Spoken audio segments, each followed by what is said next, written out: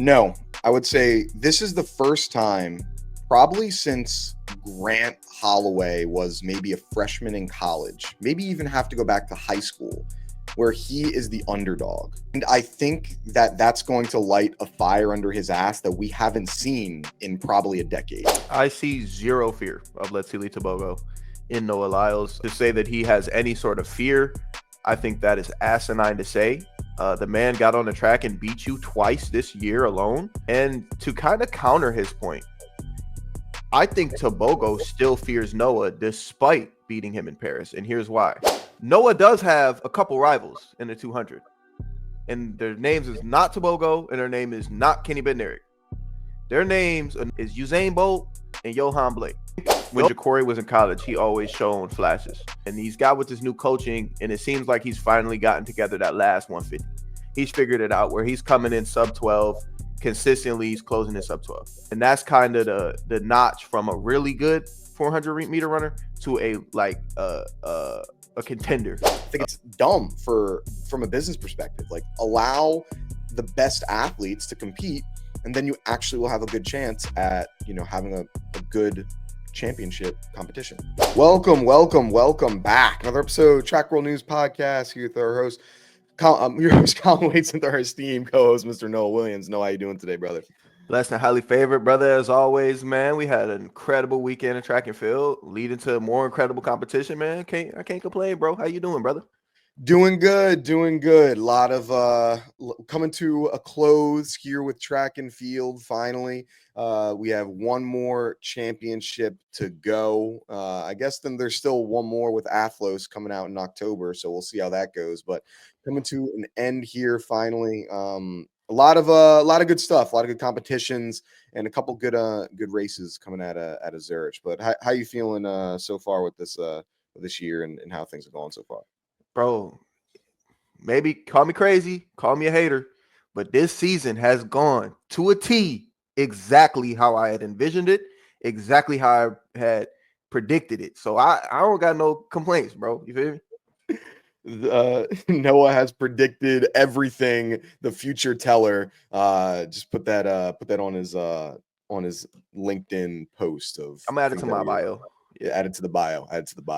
But yeah, so got some crazy stuff, obviously, with the men's 200 rivalries, 100 meters, world championships. Are people going to continue domination from the regular season into the actual championship season? All of that and more. But might as well get started right off the bat. The men's 200. So in this race, we had exciting competition. Noah Lyles with the win, time of 19.74. Letsile Tebogo with a time of 19.76.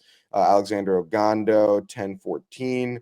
Gregory, 2020. Mena, 2026. King, your favorite runner, 2046. 2043. Fambule, 2046. And Udodi with a 20.54. Noah Lyles coming home with his sixth title sixth Diamond League title, most in Diamond League history, with this win over 200 meters. What was your takeaways from this race in the 200? I think a lot of stuff going on both on and off the track with this race. Well, obviously, first and foremost, congrats to Noah for winning another Diamond League championship. I believe that's his fifth or sixth. Sixth Diamond League 200 championship. So congrats to him for that. But it's looking scarier and scarier for him. Although he might keep his composure and he might not show his hand too much, he would be much more comfortable if he was passing guys with maybe 10 to 15 meters left. But the last two races we've seen of Noah, he's walked down his opponent within the last 3 meters of the finish line. If I were an opponent of Noah, I would feel a little bit more comfortable and confident with that. If I was Noah, honestly, I would be a little bit nervous heading into Worlds. So I think Tebogo, obviously, he 0-2 against Noah on the season. We can go into that a little bit later, but it's not like Noah is like unbeatable right now. The way that these races are actually shaking out, how they're going down to the wire, it's a little bit less favorable for Noah in this way. I mean, the mental edge is there, but that's just my observation, bro. What do you think? Okay. Where I see it I see it actually in a completely different way. Okay. I think that Noah's in a really good position. Now, the way that he wins, I don't think it's been too different from how he's won most of his races in the past. Like Hmm. outside of a select handful of races, he beats people at the very tail end, excuse me, of his race.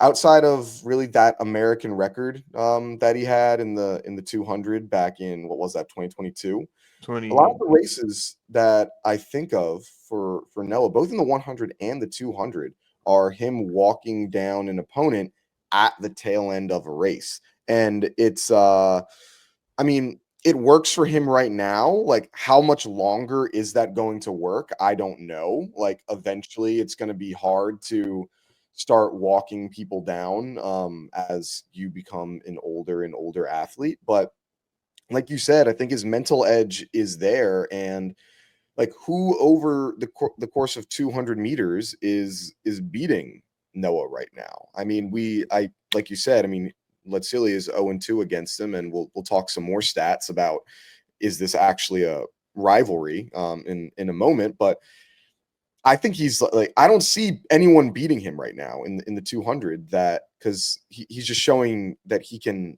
win when it matters the most, even if the time's not crazy insanely fast that we might be used to. Yeah, absolutely. I mean, obviously Noah has a long history of beating a lot of people in the 200. And more often than not, it is him, edging somebody later in the race.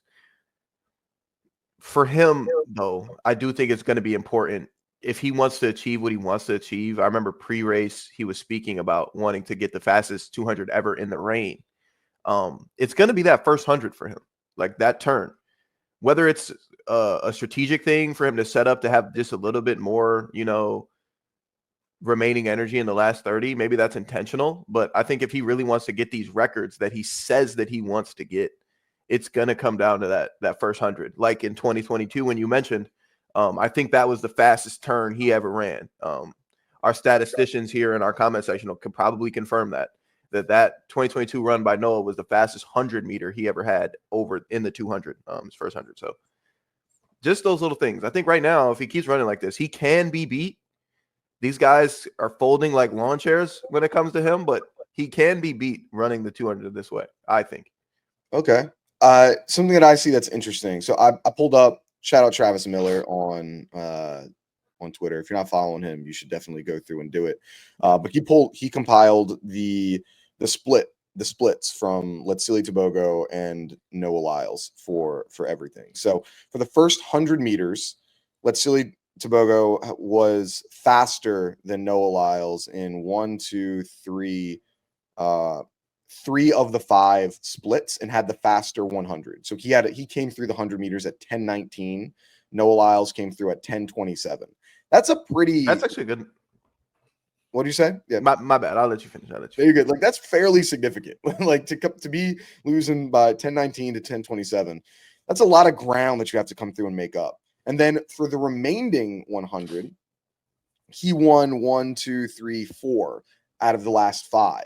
And coming through in a 19.74 when Tebogo came through in what was it? A 19.76.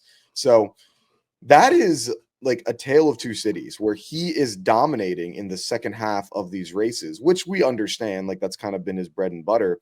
But to have such a heavy reliance on that last 100 meters, like you said, if you want to run these times that you say that you want to run of, world, especially if you're trying to beat these world records that, Bolt had, like, especially at where you're at in your career. Yeah. That first hundred's gotta be picking up. You can't be lending, over nearly not half a second, but, 0.07 of a second, nearly a tenth to another guy who is also like a big time dog in this field.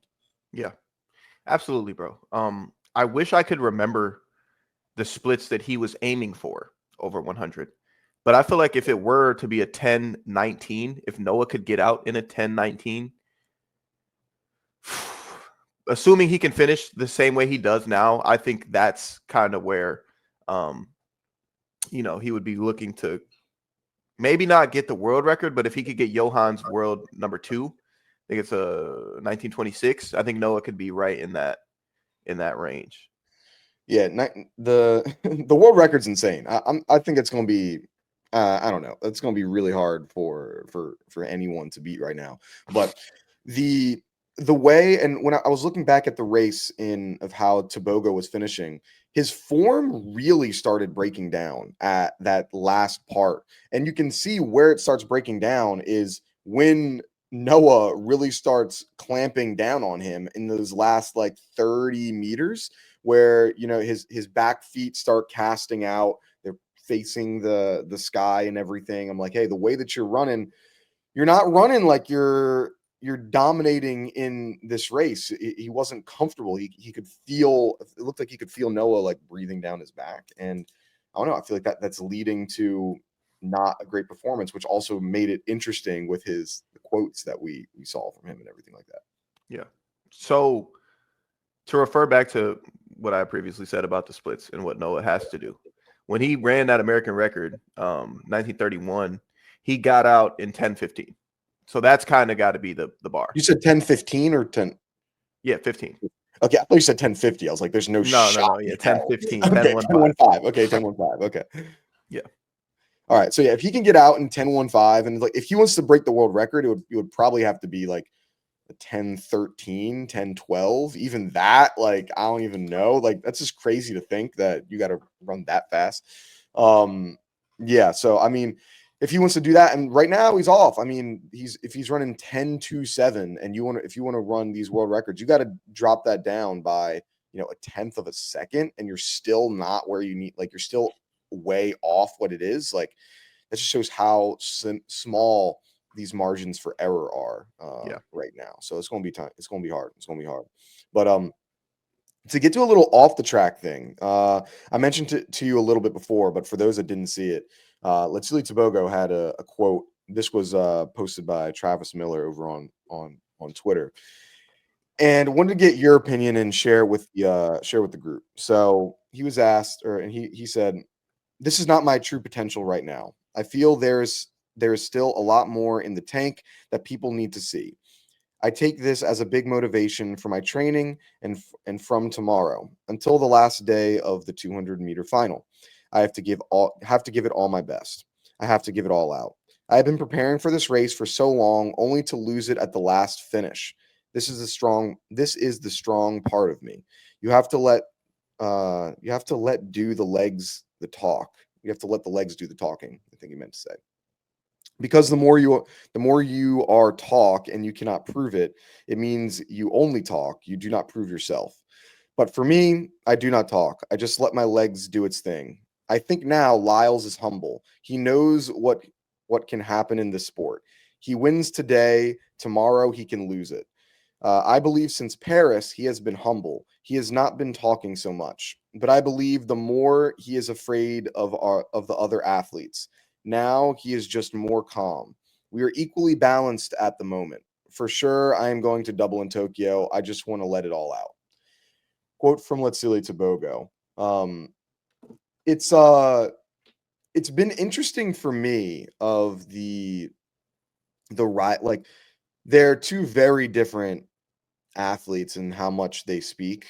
But it's clear that they're not, or at least Letsile Tebogo isn't as big of a fan. I think a similar debate or a similar rivalry, I guess you could say, that they have is one that, like, I feel like Christian Coleman had towards Noah, like probably about a year or two ago in the 100, where Coleman doesn't talk as much, and they would go head to head with each other. But what did you think of that quote? Is you feel Noah's afraid of Letsile Tebogo going into the World Championships or anything like that? I see zero fear of Letsile Tebogo in Noah Lyles. I think Noah definitely is more humble. Yes, I think that was an accurate thing to say. Noah is definitely more humble. Noah probably has a bit more respect for the field, Letsile Tebogo specifically. But to say that he has any sort of fear, I think that is asinine to say. The man got on the track and beat you twice this year alone. And to kind of counter his point, I think Tebogo still fears Noah despite beating him in Paris. And here's why. There was I saw a bit of the pre-race press conference. And Noah was there with Tebogo, and Noah spoke on how he wanted to break the world record in the rain. I think it was like 1960 or 1950 or something of that sort. And Tebogo said, I will help you get there. When I heard that, I was like, yeah, Tebogo's cooked, bro. He's done. He's not going to beat Noah. Not for this race, at least. I guess I could see how you could spin it to where it's like, oh, well, if you run behind me, I'll help you get there kind of thing. But it was kind of more so like, I'll help you get there. Like, I'll be your rabbit.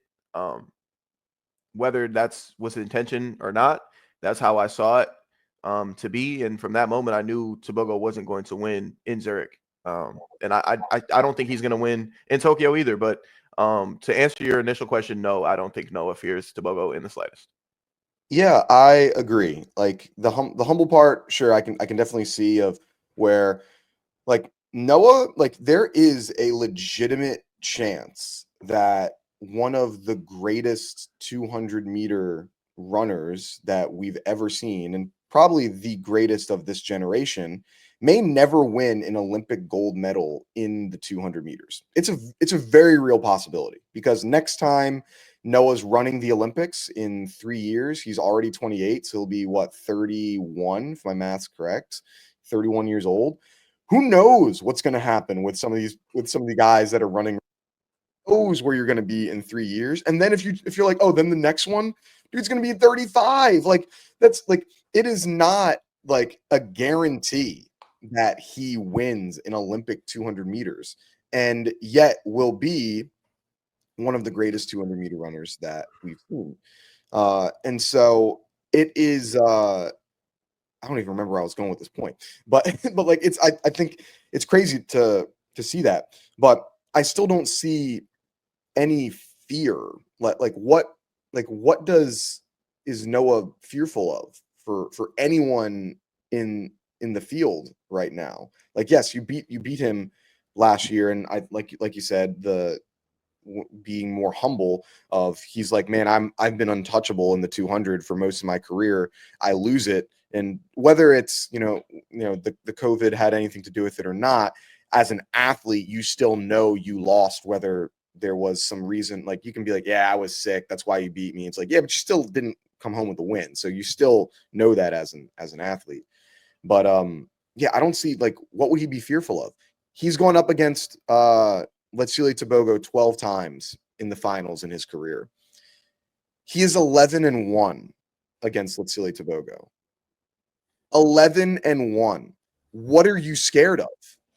There's nothing to be scared of. Yes, he beat him. The one time that Letsile Tebogo beat him is the one time that actually mattered, or one of the times that actually mattered. Yes, they met each other in the 100, and Noah beat him there as well. But there's the only time that one of the only times that Noah actually wanted to beat him was in the 200-meter Olympic final. And that's when Letsile got the best of him. But like, what else would he be scared of? Like, I don't know. I just don't see fear. Humble, yes. Fear, I don't believe it. I sense delusion on Tebogo's part. Or maybe like he's trying to convince himself of that, for like a confidence boost or something. But I think Noah being fearful of anybody in this field over 200 is just absolute delusion. Like we've heard how Noah speaks on the 200, like he's not scared of anybody. Yeah. This felt like to me when somebody that doesn't normally talk trash, like tries it out for a bit, and like it's like, you didn't practice that in the mirror long enough. Like that may not, that's not how it works. Like if you want to say, like, you can't say that I think that the person that just beat me is scared of me, like right after you lose. That makes no sense. Because then imagine if a person interviewed Noah right after this, said, hey, Letsile thinks that you're afraid of him. Be like, the guy that lost to me thinks that I'm afraid of him. Okay, cool. Got it. Perfect. Excellent. Like that's what would have happened. And no one would have believed. So it's like, that's what it kind of felt like to me. It's like, hey, you don't you don't talk trash. Why are we doing this? Just be like, okay, my feet do the talking if that's what it's going to be. Otherwise, like, just get a few more reps in this before you say something. I don't know. That's my thought. Yeah. Yeah. So, I mean, I'm looking forward to it, but we were talking about it earlier. Like, is this a rivalry in track? Nope. No, you're saying that like definitively. No. Yeah. No. Why? No. What is their head-to-head record again? Could you repeat that? 11-1 in finals. Okay. That's why it's not a rivalry. It was a cute thing last year that Tebogo won, and that was a monumental thing. It was historic. It was beautiful. Even the everything about it was gorgeous. But that nonetheless, it's not a rivalry. You know, was Michael Jordan rivals with Shaq? No. Shaq beat Michael once, right? But never would we consider Michael Jordan and Shaq to be rivals, right? Because every other time Mike dog walked Shaq. Same thing here. You know, Tebogo got Noah once with COVID, allegedly. And everything outside of that, it's been to ass every time. So no, it's not a rivalry over 200 meters. Noah does have a couple rivals in the 200. And their names is not Tebogo, and their name is not Kenny Bednarik. Their names are Noah Lyles rivals over 200 is Usain Bolt and Johan Blake. Those is the only two men that Noah is chasing. Those are the only two times that Noah is rivaling over 200. Nobody else has touched 19.3. Tebogo, come touch a 19.3, bro. And then maybe we can talk about fear. You know? So I don't see over 200 right now Noah having a rival that's active in the sport.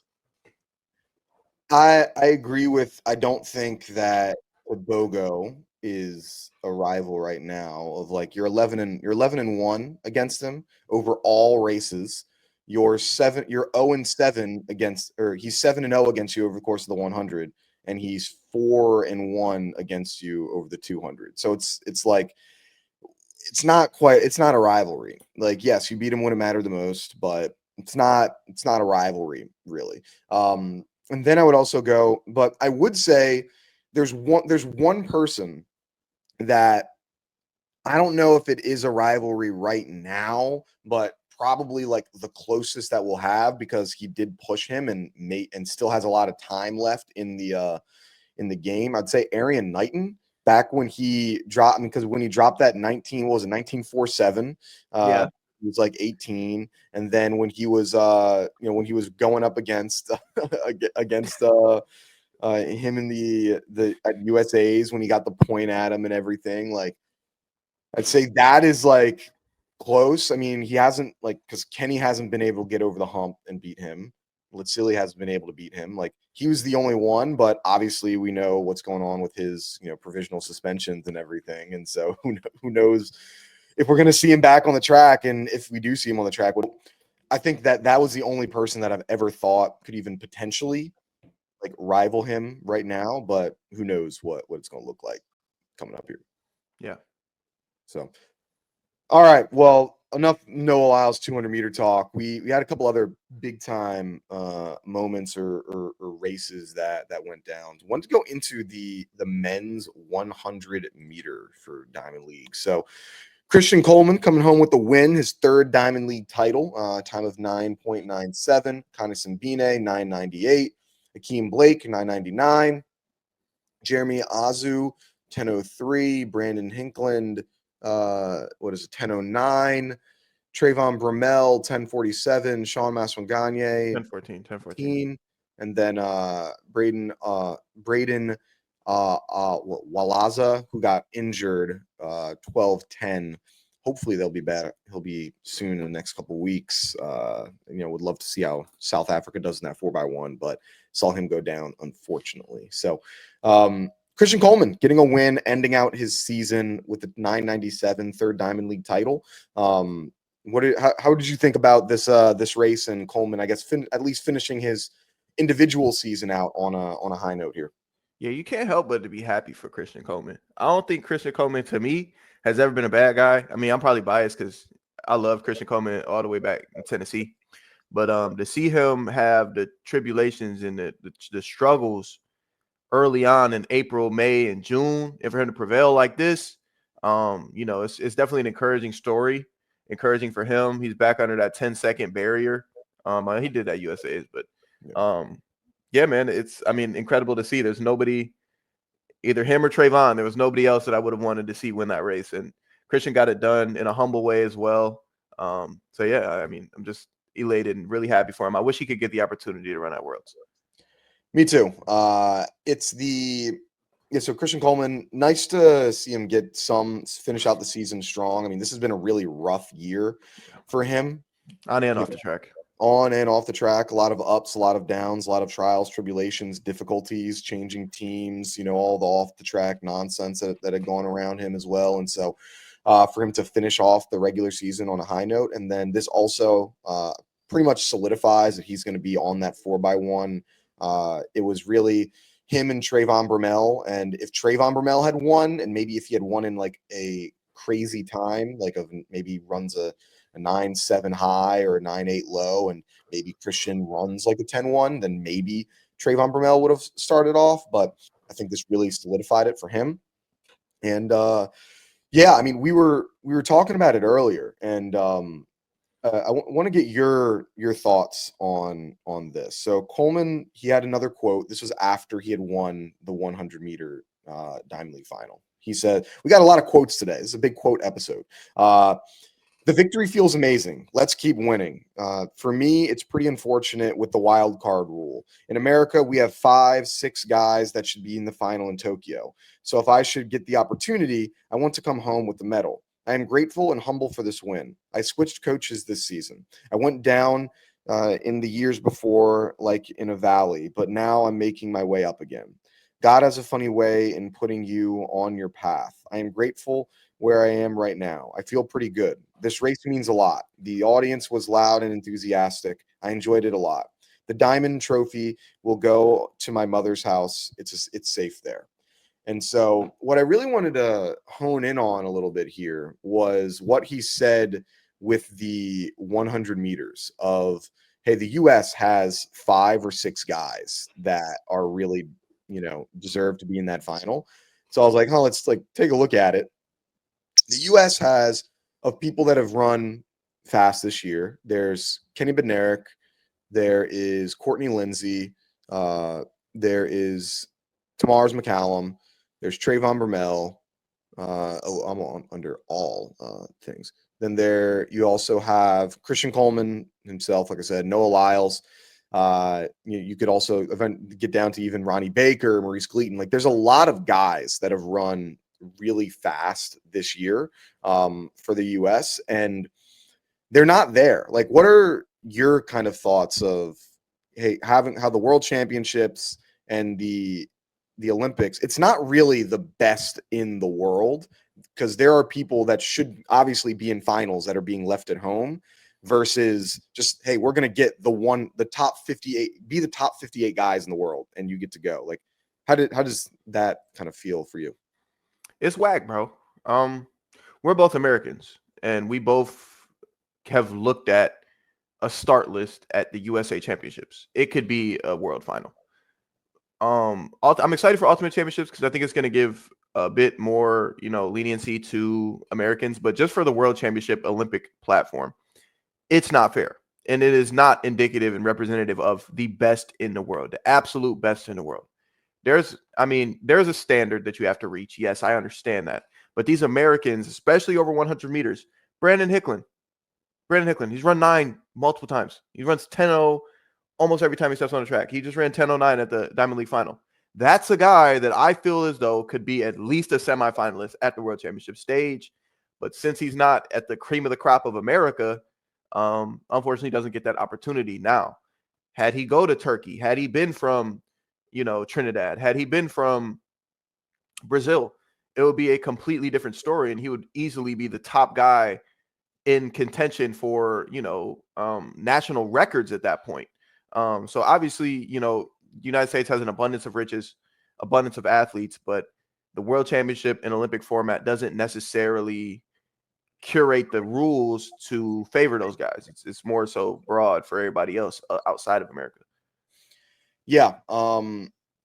I definitely agree, and I want to make another comparison here to some other sports. So I was just wanted to confirm because I was pretty sure, but I wasn't 100% certain. So, like you said, in track and field for the Olympics and for the World Championships, are creme de la creme, the most important competitions that we have. It's limited to the amount of athletes that you're allowed to have as a nation. And so it's 3 for the Olympics, no matter what. It's up to 4 in the World Championships to get the wild card. And despite there being there's like 50 or is it 48 athletes, 50 some odd athletes that make it, something like it's somewhere around there. I might be a little bit off, but somewhere around top 50. Where if we were to take just the top 50 athletes from the world, the United States would have 1, 2, let's see, 3, 4, 5, 6, 7, 8, 9, 10, 11, 12, 13, 14, 15, 16. The United States would if we just took legitimately the best athletes in the world, the United States would have 16 athletes at the World Championships. And this is in the 100? In the 100 alone. So that just goes to show we're not actually taking the world best. And so be like, yeah, but we want to have representation, Colin. Like, this is super important. All right, let's go to another sport. Let's say tennis. What does tennis do in the US Open? Do they have limitations in the amount of countries? I took a look. No, the US Open does not have limitations for who's going to be able to go to compete in their major event. I pick US Open because it's happening right now, or I guess it might have just finished. Yeah. I guess it is happening. Shout out Coco Golf. Hopefully she gets the dub. And so that's it. Like, the tennis is saying, no, we're picking the best players that are going to be in it. Imagine if in tennis they're like, yeah, Serena Williams, back when she was competing, yeah, she's not going to be at the biggest event of the year because she came in 4th at a qualifying event, and we already have 3 Americans, but we're going to have somebody that's ranked 155th be in there. That would be so freaking stupid for the sport, because oh no, these are the people want to watch. Imagine same with if Ben Sheldon, if he came in 4th and they're not going to have him. These are the biggest names in the sport. You're not going to just keep them out because you want to have someone from a smaller nation that no one knows, that hasn't ran a good enough time, be involved because we want to allow them to be involved. I think it's dumb from a business perspective. Allow the best athletes to compete, and then you actually will have a good chance at having a good championship competition, in my opinion. Absolutely, bro. We're not leaving Tiger Woods at home due to a lack of qualification. I just wanted to switch the sport just to kind of send that point home. It's ridiculous, and it just tips the odds away from us. And it doesn't give, if we're just trying to optimize performance and have the absolute best of the best out there, this format does not coincide with that. So like I said earlier, I'm just really excited to see how that ultimate championship plays out. I believe it's 16, top 16 guys. I wouldn't be surprised if 10 of those 16 would be Americans in multiple events next year. I would be willing to bet that, actually. Yeah, and to stick with the point that you said with Tiger Woods, in the Masters, which is also one of the biggest majors that they have, you have a lifelong bye if you're in there. If you win the Masters, you're guaranteed to be going every single year until you die or until you decide you don't want to be competing anymore. Not to say that we should have to have where it's a lifelong bye in this, but imagine if it was hey, as long as you hit the standard, you're able to go. Let's just say if Justin Gatlin was hey, I'm going to race, I won the World Championships. If I can run the standard of 997, whatever it is, I'm guaranteed to get into it because I won it before. And then imagine if it was you said, you could have some of these big names that are holding on longer within the sport because they're oh, I only have to run this time once, and then I get to go into the World Championship, and anything can happen at a World Championship. I think that makes it more exciting because then you have these people that you grow up watching sticking around longer, because Can Gatlin go through an entire season? Could Usain Bolt go through an entire season right now? Fuck Hell no. no, they couldn't do it. Could you run one good race because if you win that race, you into the world championship? Maybe, maybe. And so I think that's what we should take a look at, changing this format a little bit to make it a little bit more, fun for the fans to watch.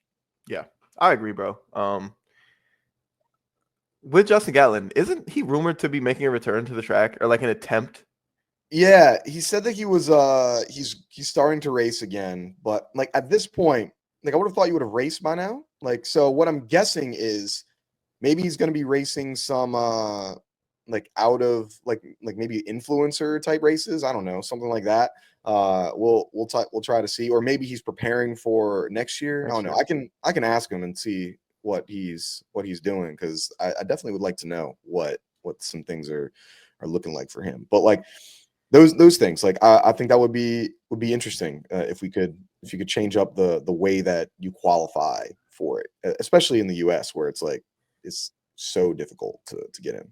Absolutely, bro. Absolutely. So next, I guess let's go on over to the women's side of the 100 meters. We got the return stepping back on the track for Julien Alfred. Let me pull it up here. Here we go. Julien Alfred, the winner with a time of 10.76.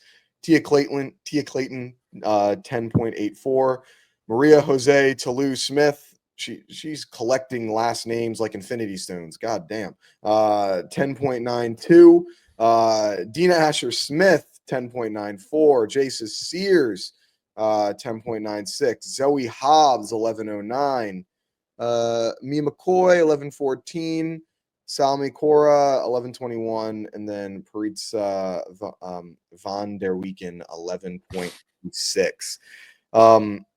If you were Julien Alfred and you see, sorry, not Julien Alfred, if you were Melissa Jefferson Wooden and you see Julien Alfred run a 10.76, what are your thoughts on this going into the World Championships now?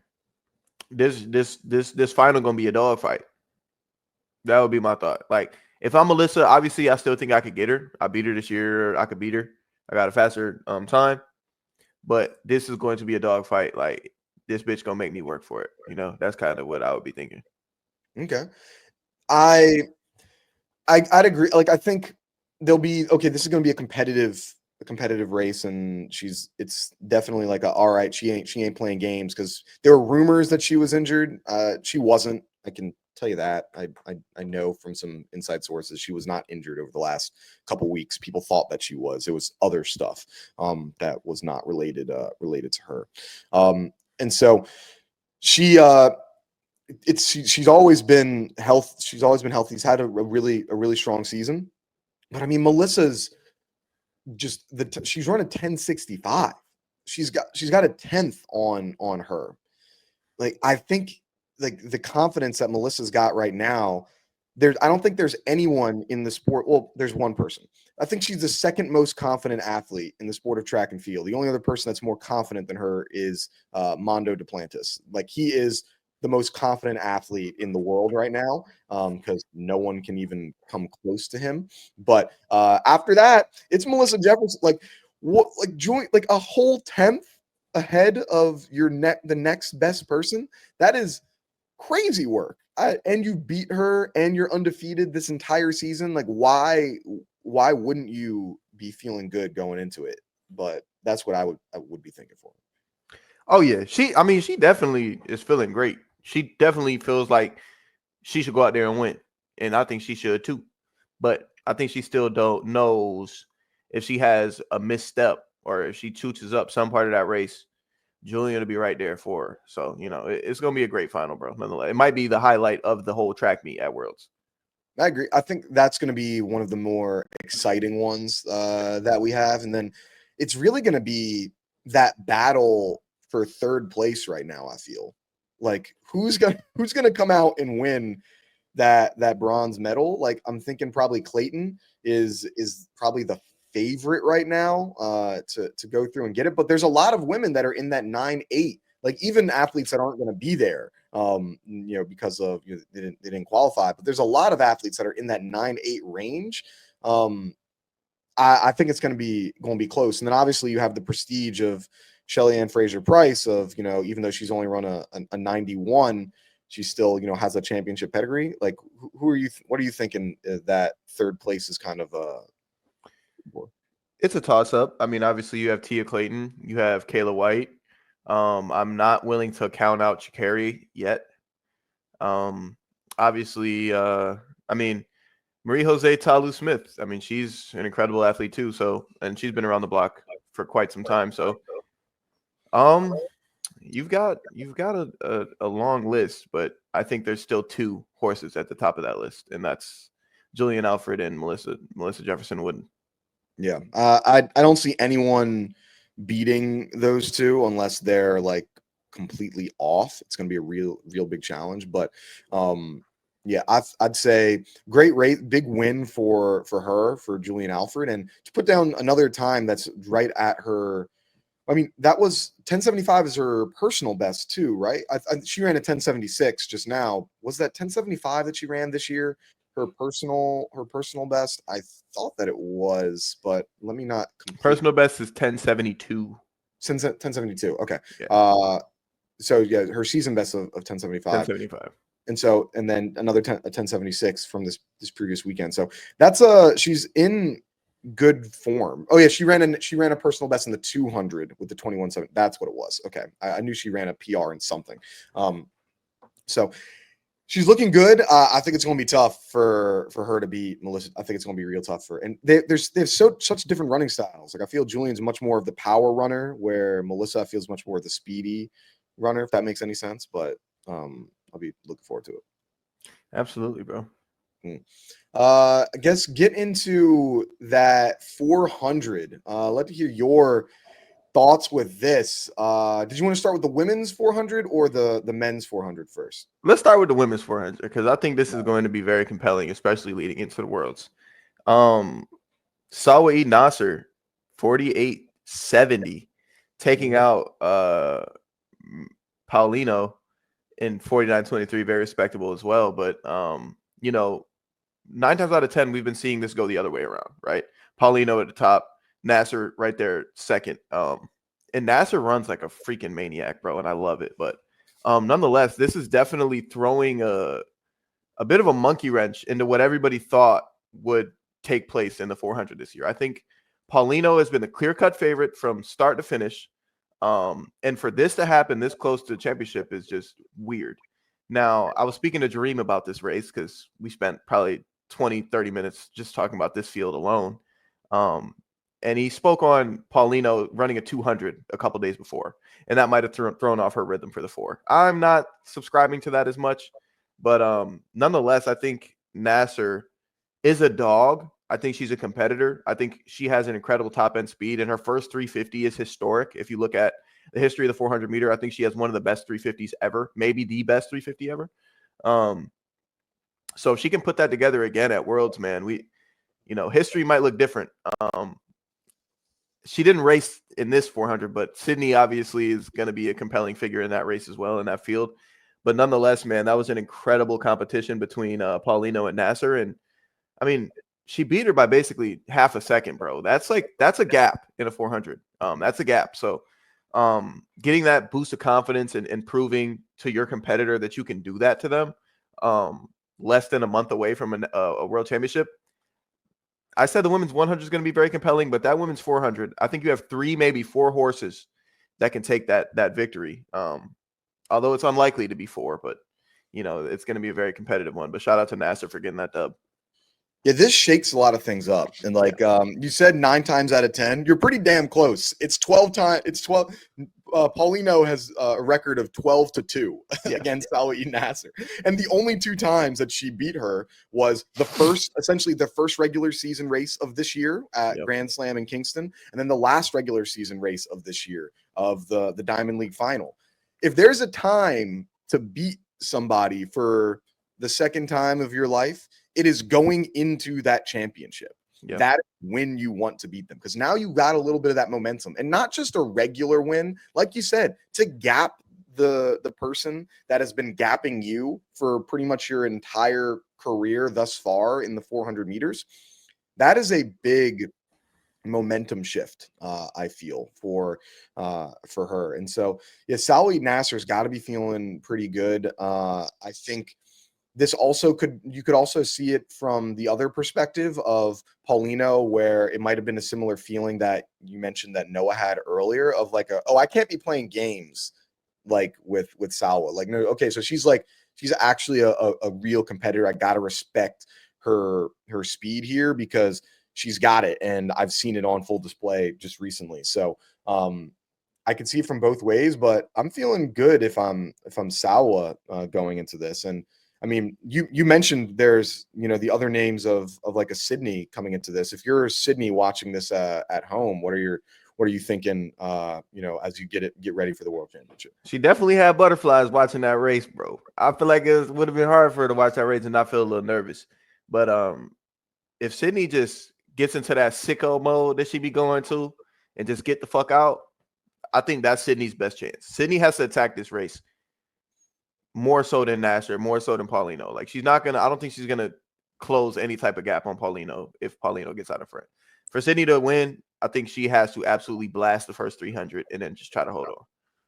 Yeah, like for Sydney to win, she has to run the American record. Like, yeah, yes. It's not gonna happen if you don't. Nope. And so she has to be in the best form of her life.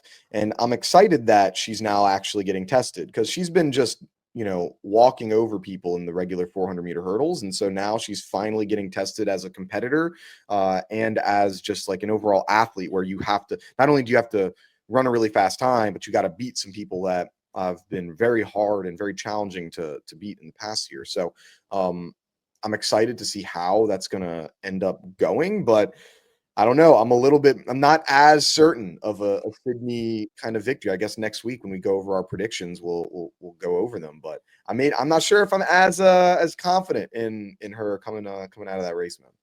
Absolutely, bro. Yeah, nah, she can't be a favorite. No chance. Yeah.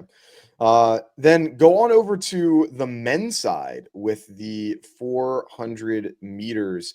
Noah, what's your kind of initial reaction seeing how the men's 400 went down here? Yeah, Jacoby is a man. Jacoby Paterson is a man. Congrats to him for getting his first Diamond League championship. 43.8, fucking incredible, historic time. I think when Jacoby was in college, he always shown flashes. He's always been talented. If you look at his just physique, he looks like a 400 guy. He looks like he could be elite in the 4.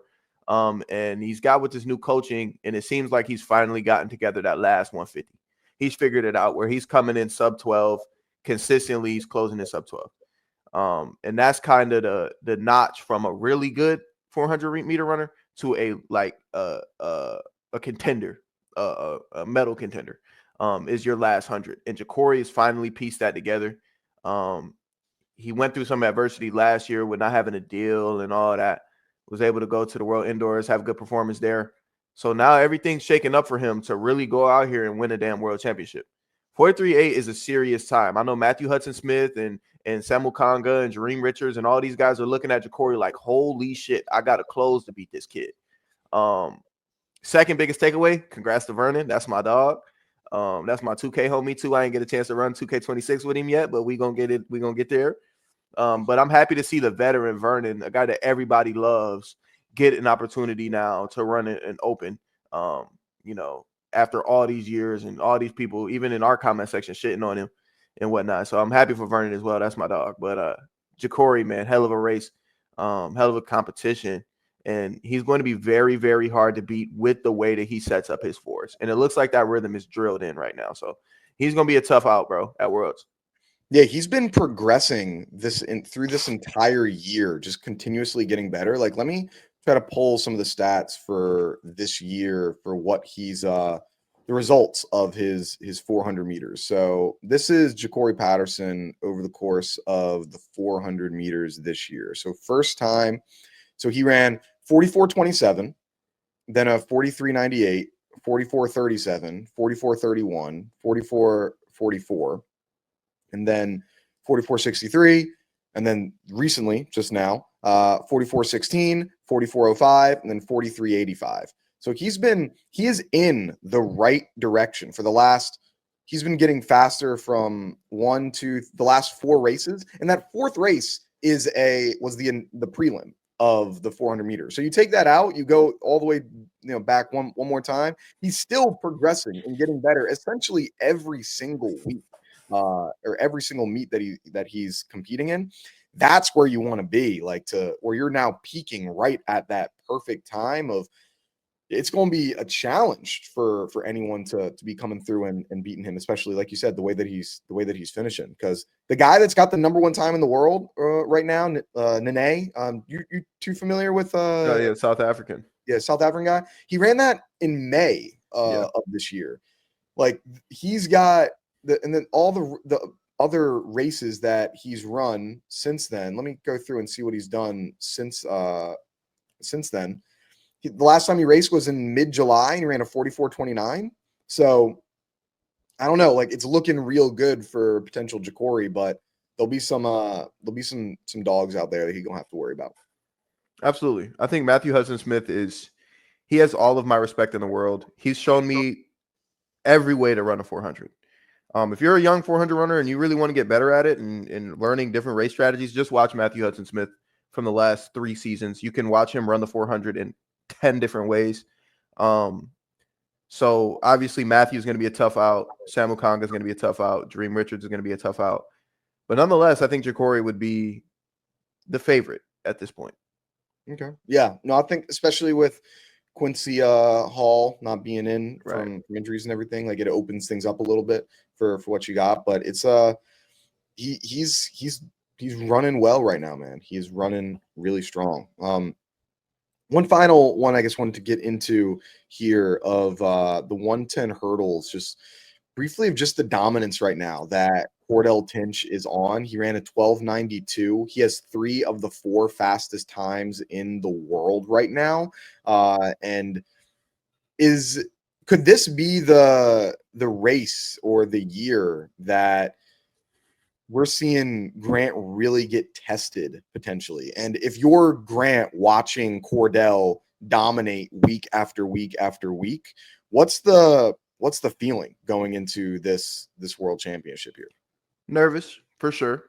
But I think this is going to light a fire under Grant that probably hasn't been lit since he was at UF.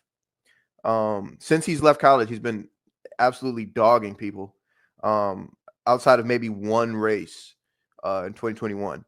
So, yeah, I mean, this has to be all the motivation in the world for Grant. Whether his body is in the condition to be, competing at, it's probably going to take a 12.90 to win, 12.93. I mean, hurdles is very unpredictable, obviously, but based on the way Cordell is running, if Grant wants to beat him, it's going to take, about a 12.90, maybe 12.88. Something fucking ridiculous. Sorry, excuse my French, kids. But yeah, man, Cordell Tinch is a dog.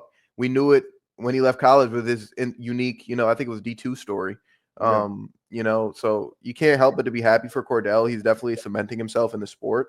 And this is gonna be another race that we all need to bookmark and make sure that we're tuned into come World Championships, because I don't think I would say Grant. Would you say Grant is the favorite right now? I wouldn't say that.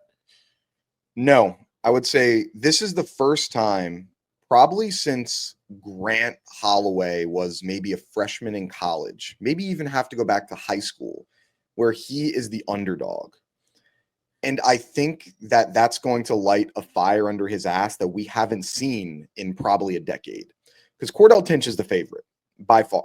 By every measurable data point, Cordell Tinch is the favorite to win this championship. He's been dominating this entire year. He has the fastest time in the world. It's not like he's just ran one time fast and that's it. No, he's been running fast the entire year. 3 of the 4 fastest times. And so he's the favorite. And when you are the favorite, there's a lot of difficult, like you now have the crown. You've got the target on your back. Yes, Grant Holloway has the championship pedigree and everyone knows what he can do, but I think we're going to see a different type of Grant because you're not the favorite going into this. Like there are other athletes that are bigger and badder than you right now this season, not overall, but this season, just based on what you've ran. Like right now, Grant Holloway, his fastest time is 13th in the world right now. Like if he wasn't Grant Holloway, would people be scared of him the way that they're scared? No, it's because the only reason that you'd be scared of him is because he's Grant, which he's earned and he deserves. But I think that's probably a good thing for him right now because he's been coasting for a while of just winning and winning and winning and winning. Now you got challenged. Now you're getting some stuff that you haven't felt probably since the Olympics when he lost his first Olympics, and so I'm sure this is going to fuel him, and I'm really interested to see what's going to happen here because we haven't seen him be put in a corner in a little while, and so this should be good. Absolutely, bro. Another one, popcorn. The world's it's coming out with there's a lot of good like races that has been like a lot of good storylines that are going to be finalized of what are we going to see from some of these guys. So should be fun, man. Should be fun. Anything else that you got some? Yeah. So with this 110 field, right? Mm-hmm. So I think it's clear Cordell is like the favorite this year, but Grant is a baby face, right? To take this to WWE terms. So does that make Cordell a heel? Is he a bad guy, or is he also a babyface? Is he also a good guy? I don't think that. I think he's still a babyface. I think he's still a good guy. If I had to pick who a bad guy would be, I don't know if the Hurdles has one right now, but I'd say the closest thing would be Sasha Zahoya. Would be the closest thing to like a bad guy, I guess you would say, because he's probably one of the biggest, like most another one of the most exuberant, confident athletes. Where if he was an American, I think a lot of he would probably get a lot more, be a lot more hyped up. But because he's French and we don't see him as much, at least in the United States, maybe it's different in Europe. I think that it's a little different. But I'd say if we're looking at who the good guys, who the bad guys, he's probably the closest thing to a bad guy that we have in it. Maybe Jacory Tharp might be able to. I don't know, but I'd say probably Sasha if I had to guess. That was a good pull. I think I need to make a list of track and field baby faces versus track and field heels. I think that would be a fun list for me. That'd be good. All right. I can think of a couple that we could get. Would you say I got a couple names I'm curious of, or just at least the big name? Would you say Noah is a baby face or a heel right now? And what about Letsile Tebogo? Dude, Noah Lyles is like John Cena. Like, it's like if he is a heel, there's people that love him. And if he is a babyface, there's people that hate him. So, like, sorry to say that he's neither, but he's like kind of neither. Letsile Tebogo is an absolute babyface. Everybody loves him. Nobody hates him. Kenny Bednarek was a babyface. I think now he's a heel. K-Spice. Heel. That's a heel move. Rai Benjamin, babyface. Alison Dos Santos, babyface.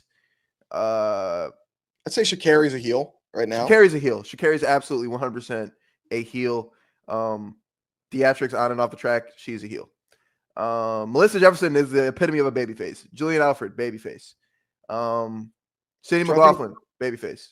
We've got a lot of good guys in track. Not as many heels or I'd say you're a heel in I'm track a heel. now. I'm like if Track World News were a thing, like you're a babyface and I'm a heel. And I'd also put Max Thomas as a heel too. He's a heel. Yeah. I'd put him in there. And so what I will say, one that I think will eventually potentially become a heel or a villain that's very babyface right now. I bet you Gabby Thomas, because she's been ruffling some feathers recently with all the, if your coach has, any connections with drug cheats, then you're a drug cheat. And like all of the drama with the 4x1 issues that happened, in Paris. Like she's been ruffling a lot of feathers, at least internally, it seems like, amongst athletes. Eventually that comes out. Usually that stuff comes out. And so I bet you eventually she's just going to be seen as, and that's not a bad thing. Like, people act like being a bad guy or being a villain is a bad thing. No. Some of people's favorite characters of all time are villains. The Joker is one of the most beloved characters in all of superhero, supervillain stuff. And he is a bad guy. He is a villain. And so it's I think people should lean into that more. And I'd say Fred Curley, bad guy, is a heel, you know, Yeah. and people like, so there's a lot of things that it's just lean into it because people love it and it makes the sport more exciting. Last one with the heel babyface conversation. Yeah. Tara Davis, heel or babyface? That's a good one. I think it depends on who you ask. I think that for the general public, she's definitely like a babyface person. But I'd say for some people within the community within track and field would probably say she's more of a heel because they've seen some of the, like, she's like also can get into like a lot of trolling and like she speaks her mind a lot, which is like, I think, great for the sport. Like, her and Hunter can speak their mind a lot on it. And so I'd say for the general public, like, both of them can be seen as baby faces, but I can also definitely see why people would see them as heels of like, oh, you're reacting to these trolls on the internet. Like, you said all this stuff against Michael Johnson, you know, when he said, you know, he could save track but not field. Like, you were very vocal on that. Like, so I think some people can definitely see them as heels, but I'd say overall though, they're probably baby faces. Yeah, I would say Hunter is a babyface all the way. Like, I don't even care about the Coach T thing. Like, Hunter's just such a like like a good dude. Like, you know, like he's so like jovial, I guess, jovial. Yeah, positive, good golden retriever energy. Yeah, he's a golden retriever, literally. He's like the human embodiment of a golden retriever. Yeah. Tara, I think she is very theatrical, so she knows like and understands very well, like media trained almost, how to present yourself when the cameras are on. But I don't know, there's something a little dark. I mean, like, about that. She has definitely like sparked a couple things. I remember the long jump stuff when there was, I can't remember who it was, but when there was another long jumper like talking trash about Tara, and then like she like stared her down like at a couple competitions. I think this was like 2 years ago. Like, there's a few things like I can see it. Like, I can see a little of the you know, just let it out a little bit. You know, it's be mean. Fuck it. Yeah, it's good. It can be good for the sport, man. So let's see. Another final one. Actually, who is the ultimate babyface has to be Quincy Wilson. He is the ultimate babyface, I feel. Yeah. Oh yeah. Literally and figuratively. Yeah, literally and figuratively. Yeah, he is the ultimate babyface. I'll second that one. Yeah, there's a couple. Man, I could just keep going on. I'm just thinking of new people. Like, even within high school, I'd say Maurice Gleaton. He's probably a heel right now. Yeah, he's a heel. Oh my goodness, he's a heel. Yeah. And but then I think Christian Coleman, his arc of like, he's been heel before, and is he trying to now? He seems a little more babyface after what's happened recently, but like, so it's a quick turnaround. So there's a lot of stuff. I'm sure we can go into an episode during the off season of what do we have here for some of these, you know, who are good guys and bad guys, and what could the storylines be for track and field? Man, crazy thing, bro. I love that. I love the babyface heel analogy. It's great. It's good. It's good stuff. Awesome. Anything else we missed out on, or we need your International Athlete of the Week? Oh yeah, man. This one I actually already sent this. You know, we had to kind of postpone on the way back. I already sent it, even though the post office is closed on Sundays. They still made a way for me to send this out because they understand the urgency. So none other than week, I don't know, 47. Athlete of the week is 39, by the way. Week 39. 39. Week 39. I apologize. Week 39. Athlete of the week is none other than Jacoby Paterson. Putting together a hell of a season, historic season, another historic run. First Diamond League championship by him, man. Congrats. I didn't know Jacoby since he was at Virginia Tech. I tried to get him at LSU with me. Didn't work. But yeah, man, congrats to Jacoby. So athlete of the week right there. There you go. Shout out Jacoby. Congrats to you. You should be probably seeing that in the next day or so, since that's the mail. So and I expedited it to it's gonna actually meet you in your room in Tokyo. So it's gonna be out there in Tokyo when you get there, brother. Yeah, already know the dorm, already know where you're gonna be. It's gonna be right there. So good luck. Everything P, bro. Everything player.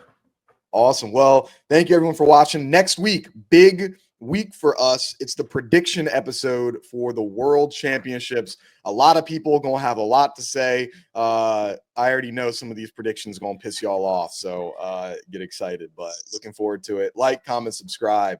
Tell a friend to tell a friend. Peace.